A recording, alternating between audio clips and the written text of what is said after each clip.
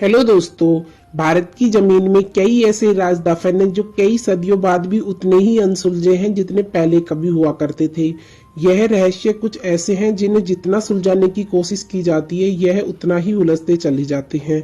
ऐसा ही एक राज जैसलमेर शहर से लगभग 35 किलोमीटर दूर बसे कुलधरा गांव में दफन है, जो कि पिछले 200 सालों से वीरान पड़ा है। तो आइए आज हम भारत की सबसे भूतिया जगहों में से एक माने जाने वाले कुलधरा गांव में, जिसको रातों रात 5,000 लोग हमेशा के लिए छोड़कर चले गए थे, के बारे में जानते हैं।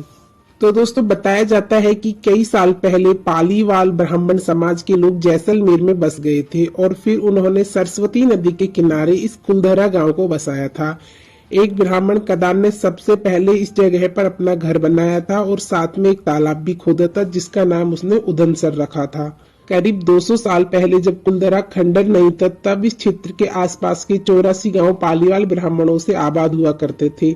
लेकिन फिर जैसे कुलधरा को किसी की बुरी नजर लग गई, वह शख्स था जैसलमेर रियासत का दीवान सालम सिंह, जिसको लोग सालिम सिंह या सलीम सिंह नाम से भी बुलाया करते थे, जो गांव वालों से अवैध तरीके से कर यानी टैक्स की वसूली किया करता था। आया सालम सिंह की गंदी नजर गांव के मुखिया की खूबसूरत लड़की पर पड़ गई थी और वो उस लड़की के पीछे इस कदर पागल था कि बस किसी भी तरह से उसे पा लेना चाहता था।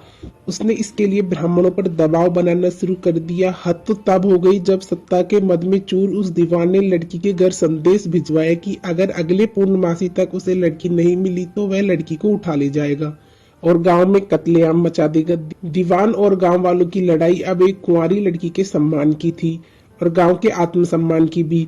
गांव की चौपाल पर पालीवाल ब्राह्मणों की बैठक हुई और 5,000 से ज्यादा परिवारों ने अपने सम्मान के लिए रियासत छोड़ने का फैसला लिया था। कहा जाता है कि निर्णय लेने के लिए सभी 84 गांव वाले एक मंदिर पर इकट्ठा हो गए और पंचायतों ने फैसला किया कि कुछ भी हो जाए अपनी लड़की उस दीवान को नहीं देंगे। सारे गांव वाले रात के सन्नाटे में अपना सारा सामान, मवेशी, अनाज और कपड़े लेकर अपने घरों को छोड़कर हमेशा के लिए यहाँ से चले गए और पाली नाम की जगह पर जाकर बस गए और फिर कभी वापस नहीं आए। और कुलधरा कुछ यूं वीरान हुआ कि आज परिंदे भी इस गांव की सरहदों में दाखिल होने से डरते हैं। कहते हैं गांव छोड़ते वक्त उन ब्राह्मणों ने इस जगह को श्राप दिया था कि यहाँ कभी भी कोई बसावट नहीं हो पाएगी। आपको बता दें कि बदलते वक्त के साथ 82 गांव तो दोबारा बस गए, लेकिन 2 गांव कुलधरा और खावा तमाम कोशिशों के बाद भी आज तक आबाद नहीं हुए। यह गांव भारतीय पुरातत्व विभाग के संरक्षण में है, जिसे दिन की रोशनी में सैलानियों के लिए खोल दिया जाता है। और दोस्तों, जैसलमेर में आज भी सलीम सिंह की हवेली मौजूद है, लेकिन उसे देखने ज्यादा लोग नहीं जाते हैं। तो दोस्तों, यहाँ के स्थानीय लोगों का कहना है कि यह सबसे बड़ा गांव था। इसका नाम कुलधरा गांव है। कुलधरा इसको एम्प्टी विलेज बोलते हैं। घोस्ट विलेज इसलिए बोलते हैं, जो 80-90 साल के जो बुजुर्ग लोग थे, नाना बताते हैं कि वो भाग नहीं पाए। उन्होंने पानी के अंदर नमक डाल के जहर डालकर यहीं मर गए थे। और इनमें से जो आपने देखा होगा, जब मंदिर के अंदर मूर्ति नहीं है, मूर्ति जब गांव खाली हुआ तो गांव वाले मूर्ति को साथ लेके चले गए थे। बताते हैं इनके पालीवाल गांव था, इनका सिंध प्राणगत था, सेवा पूजा का काम था। बहुत शादी नहीं कर देने के कारण यह गांव रातों रात 1815 में यहाँ से पाली कर पलायन करके गए और पाली गांव बसाया इन्होंने। तो यह गांव पूरा चूरिया सा गांव रातों रात खाली हुआ। सालिम सिंह दीवान के कारण यह है, इनका जो है पानी का तालाब, जब कुएं हैं इसके अंदर, जब पानी कुएं के अंदर नहीं आता तो बारिश का पानी अगर होता तो तालाब का पानी सा लेते थे, नहीं तो कुएं का पानी पी लेते थे। इनके शमशान घाट भी बने हुए हैं। यहाँ एक गेट था जो कि बाद में गवर्नमेंट के आर्कोलॉजी डिपार्टमेंट ने बनाया था और इस गांव से कोई भी कोई चीज लेकर नहीं जा सकता। जो भी लेकर जाता है उसको बीमारी हो जाती है और वो वापस डालकर चले जाते हैं। कहा जाता है कि ये गांव रूहानी ताकतों के कब्जे में है। पर्यटक स्थल में बदल चुके कुलधरा गांव में घूमने आने वालों के मुताबिक यहाँ रहने वाले पालीवाल ब्राह्मणों की आहट आज भी सुनाई देती है। उन्हें यहाँ हर पल ऐसा अनुभव होता है कि कोई आसपास चल रहा है। बाजार की चहल पहल की आवाजें आती हैं, महिलाओं के बात करने और उनकी चूड़ियों और पायलों की आवाज भी आती रहती है। प्रशासन ने इस गांव की सरहद पर एक फाटक बनवा दिया, जिसके पार दिन में तो सैलानी घूमने आते रहते हैं, लेकिन रात में इस फाटक को पार करने की कोई हिम्मत नहीं करता। इस गांव में बने पत्थर के मकान अब धीरे धीरे खंडहर बन चुके हैं, लेकिन इन खंडहरों से अतीत में इस गांव के समृद्ध होने का पता चलता है। कुछ घरों में चूल्हे, बैठने की जगह और खड़े रखने की जगह की मौजूदगी से ऐसा लगता है जैसे कोई यहाँ से कुछ समय पहले ही गया है। यहाँ की दीवारों से उदासी का एहसास होता है। खुली जगह में बसे होने की वजह से सन्नाटे में सरसराती हुई हवा की आवाज यहाँ के माहौल को और भी उदास बना देती है। इस गांव में एक बावड़ी भी है जिससे गांव के लोग पानी पिया करते थे। यही नहीं बल्कि खामोशी गलियारे में उतरती कुछ सीढ़ियां भी हैं।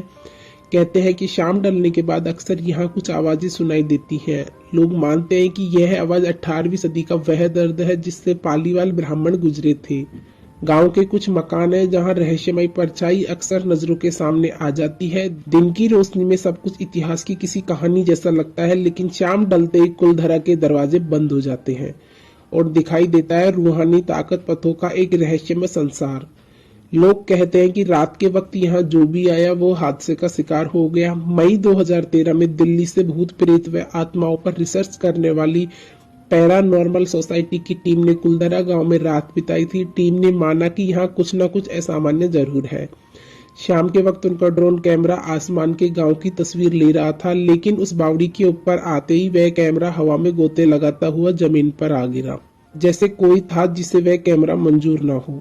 यह सच है कि कुलधरा से हजारों परिवारों का पलायन हुआ, लेकिन यह भी सच है कि कुलधरा में आज भी राजस्थानी संस्कृति की झलक मिलती है।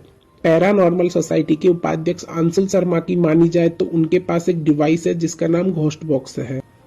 इसके माध्यम से वह ऐसी जगहों पर रहने वाली आत्माओं से सवाल पूछते हैं।